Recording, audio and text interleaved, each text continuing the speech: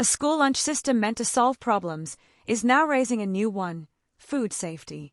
After a suspected food poisoning case involving 60 pupils at River Valley Primary School, the Progress Singapore Party, PSP, is calling for a major change to how school meals are cooked and served. Here's what happened. Reports said around 60 pupils from River Valley Primary School developed symptoms of gastroenteritis after eating lunch provided under the current central kitchen model. And this isn't just about upset stomachs. Because the central kitchen model is something MOE has been rolling out more widely as schools face growing trouble finding and keeping canteen vendors. Now, PSP Central Executive Committee member Stephanie Tan has stepped in with a sharp warning. Food safety is now joining the list of worries tied to the central kitchen model. In a Facebook post on the 16th of January, she said she was deeply concerned by the incident. And she pointed out, even before this case, students had already complained about the taste and quality of the packed bento meals, and even the experience of using food lockers and food dispensing systems. But now, she says the bigger fear has arrived. Her point is simple. When meals are cooked off-site, transported, and only eaten hours later, the risk goes up. Stephanie Tan referred to an earlier report describing how one central kitchen in Tua starts cooking before 5 a.m., sends food out by around 7 a.m., and students only eat it between 9 and 10 a.m. That's a long gap. And once food is portioned into individual boxes, it starts cooling. And as the food cools, bacteria can multiply. So what is PSP proposing instead? Stephanie Tan said PSP actually proposed an alternative back in October 2025. Instead of one industrial kitchen feeding multiple schools, PSP wants school-based kitchens, meaning central kitchens inside each school itself.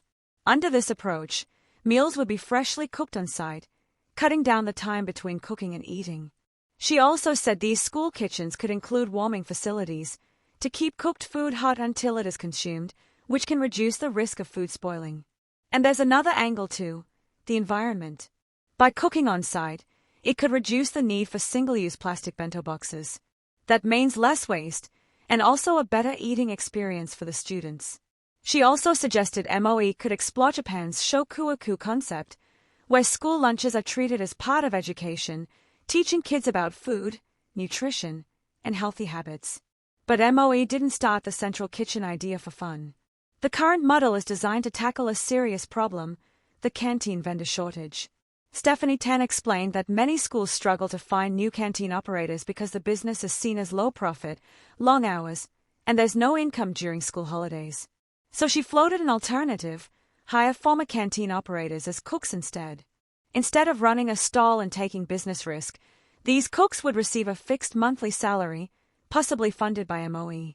Parents and students would then cover the cost of ingredients, similar to how they already pay for meals. But beyond food and money, there's also culture. Stephanie Tan raised another concern. If school canteens disappear, Singapore could lose something meaningful: the human touch of the canteen uncles and aunties. She said canteens are often where students first learn to manage money, buy things on their own, and build independence. And in many ways, school canteens are like mini hawker centers, part of local culture and daily life. So PSP is urging Education Minister Desmond Lee to urgently look into alternatives to the current central kitchen model. Now let's ask you this. If school lunches become fully centralized and automated, are we improving convenience or slowly sacrificing safety and school culture at the same time? Drop your thoughts in the comments. If you found this update useful, remember to like, share, and subscribe to 2230 for more clear, fast, and serious coverage of the issues that affect everyday Singaporeans.